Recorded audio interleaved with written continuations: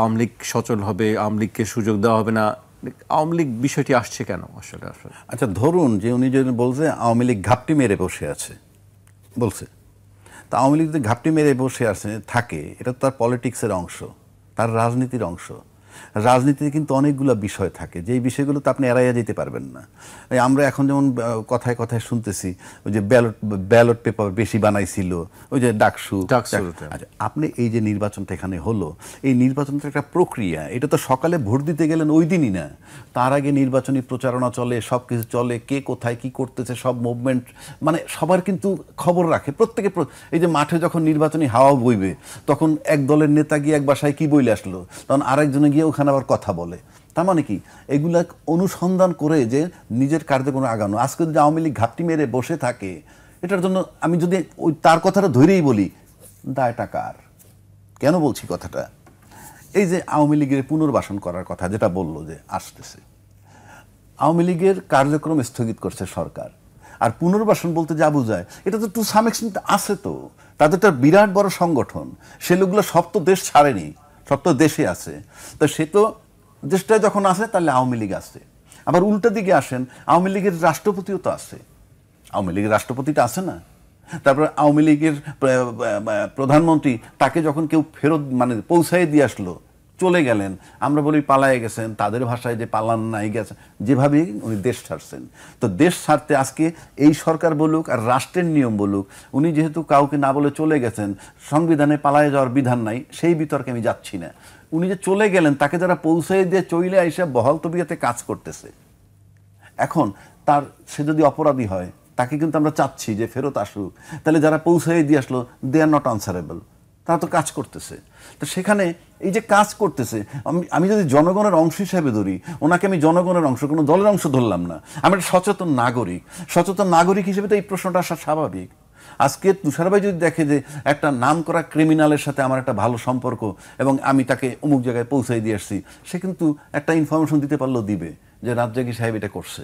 তো সেই হিসাবে এই যে পুনর্বাসনে পৌঁছে দেওয়া হয়ে গেছে না পালিয়ে গেছে, এই তো একটি বিতর্ক। বিতর্ক থাকুক, কিন্তু আপনি যদি পৌঁছাই দিয়েছেন, তাও তো আমি দিয়ে আসছি। আর পালায় যদি যায়, তাহলে আমি পালানোর সহযোগিতা করছি। আসার পর তো আমি বহাল তবিয়তে আসি। এই যে বিষয়গুলো, তা আওয়ামী লীগ পুনর্বাসিত আছে, আওয়ামী লীগ পুনর্বাসিত আছে। এখন আপনি আসেন, ভোট দিতে পারবে কি পারবে না, সেটা তো প্রধান উপদেষ্টা বলছি যে বিচার কার্যক্রম পর্যন্ত, বিচার না হওয়া পর্যন্ত কার্যক্রম স্থগিত থাকবে। এখন আপনি মনে করেন, আমি সেই দৃষ্টিকোণ থেকে যদি বলি, আমি জানি কি হবে না হবে, আমরা ভবিষ্যৎ কেউ বলতে পারি না। সম্ভাব্য আমাদের সম্ভাবনা যা যতটুকু আগাইছে মামলা, তাতে অক্টোবর বা নভেম্বরে হয়তো একটা জাজমেন্ট হতে পারে। আচ্ছা, ধরে নিলাম একটা তর্কের খাতিরে একটা জাজমেন্ট হইলো, কেউ মৃত্যুদণ্ড হইলো, কেউ খালাস হলো, হট এভার ইট ইজ। ঠিক তারপরেই তো যেহেতু বিচার হয়ে গেছে, তাহলে তো কেউ ক্লেম করতেই পারবে তখন যে আমার বিচার হয়ে গেছে যখন আমার দলের, এইবার আমার আদেশ প্রত্যাহার করো, এবং প্রত্যাহার করলে সে নির্বাচনে যেতে পারবে যদি ওই কথা ঠিক রাখে। সুতরাং নির্বাচন, একটা বিচার যদি হয়ে যায়, কথার কথা বলছি, তাহলে তাদের দ্বারটা ওপেন হয়ে যায় নির্বাচন করার জন্যে, কারণ কথা ছিল যে বিচার পর্যন্ত স্থগিত রাখা। সুতরাং আওয়ামী লীগ কিন্তু পুনর্বাসিত অলরেডি আছে, শুধু কার্যক্রমটা। আর নিবন্ধন স্থগিত কেন?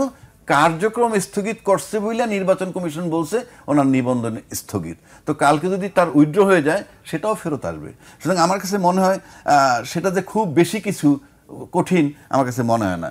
আর একটা কথা বলি, তুষার ভাইয়ের কাছে খুব বিনয়ের সাথেই আমি বলছে তত্ত্বাবধায়ক সরকার 2 বছর ছিল। ওই যে তত্ত্বাবধায়ক না, ওরা তো নিজেদের অন্তর্বর্তী বলেছিল।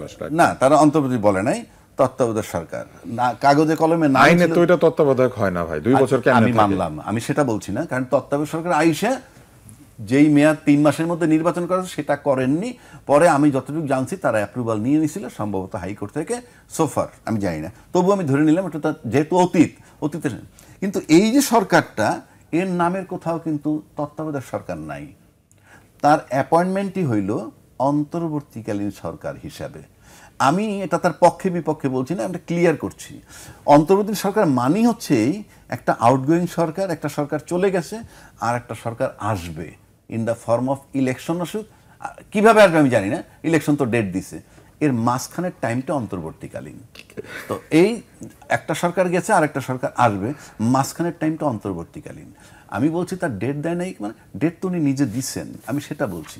সুতরাং আমরা সেখানে থাইকে আমরা এখন নির্বাচনের দিকে থাকি এবং নির্বাচনটাকে করা যায় কি হয় না এই সংখ্যা কিন্তু আমরা না, এই যারা নির্বাচনের সবচেয়ে বড় স্টেক হোল্ডার তারাও শঙ্কা প্রকাশ করতেছে। কেন করতেছে সেটার উত্তর তারা দিবে, কিন্তু আমরা যেটা দেখতেছি এখন পর্যন্ত কিছুই গোছানো হয়নি। আমরা কিন্তু অনেকগুলা কমিশন, 7টা-8টা কমিশন হয়েছে, তারা রিপোর্টও জমা দিছে, তার আলোকে কি হয়েছে আমরা জানি না। 2 নম্বর, এই ঐক্যমত্যের কমিশন হচ্ছে, সংস্কার হচ্ছে, যে আলাপগুলো হচ্ছে সেই আলাপগুলোতে কি হচ্ছে, এটা ওইটা একমত হয়েছে, ওইটা একমত হয়েছে, ইত্যাদি ইত্যাদি বাস্তবায়ন হবে নেক্সট পার্লামেন্ট আসার পর, পরবর্তী 2 বছরের মধ্যে।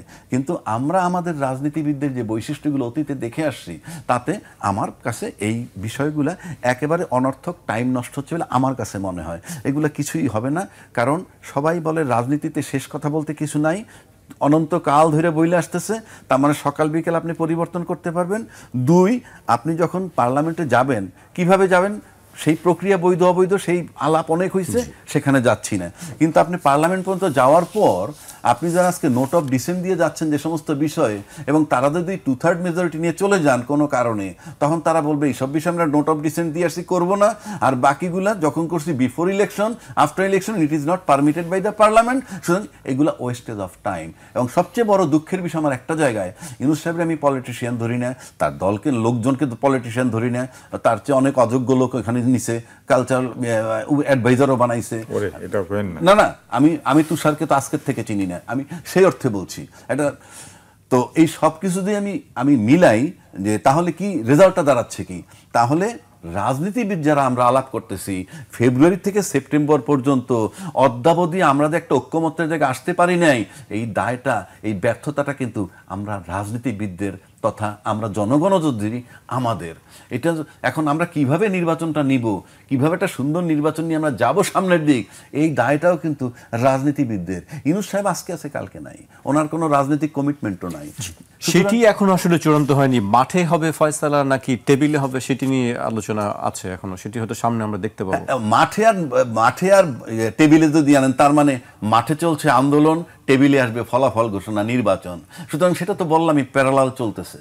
এই প্যারালাল যদি দুইটা জিনিস চলে, দুইটা যদি প্যারালাল চলে, আমি বলবো এটা করতে হবে, এটা করতে হবে, সেটা একটা অনিশ্চয়তার পর। তারপরে আমি সব শেষ করে দিচ্ছি আমার বক্তব্য, আমি যেটা কমনলি সব জায়গায় বলি, বাংলাদেশে এই মুহূর্তে আপনি রাজনৈতিক স্টেক হোল্ডার ধরলে, আমি আওয়ামী লীগকে তো ধরবো না আপাতত, কিন্তু বিএনপি, জামাত, এনসিপি, 3টা মিলে একটা স্টেক হোল্ডার হইতে হবে উইথ গুড আন্ডারস্ট্যান্ডিং তাদের ভিতরে। How they will do it is their headache. Second stakeholder বলবো আমি সরকারকে। থার্ড স্টেক হোল্ডার, এরকম টার্মোয়েল সিচুয়েশনের মধ্যে সেনাবাহিনীকে আপনি বাদ দিতে পারবেন না। সুতরাং এই 3টা স্টেক হোল্ডার যদি দেশের স্বার্থে ঐক্যমত্যে আসে, তাইলে একটা নির্বাচন হওয়ার ব্যাপার মোটামুটি নিশ্চিত। জি।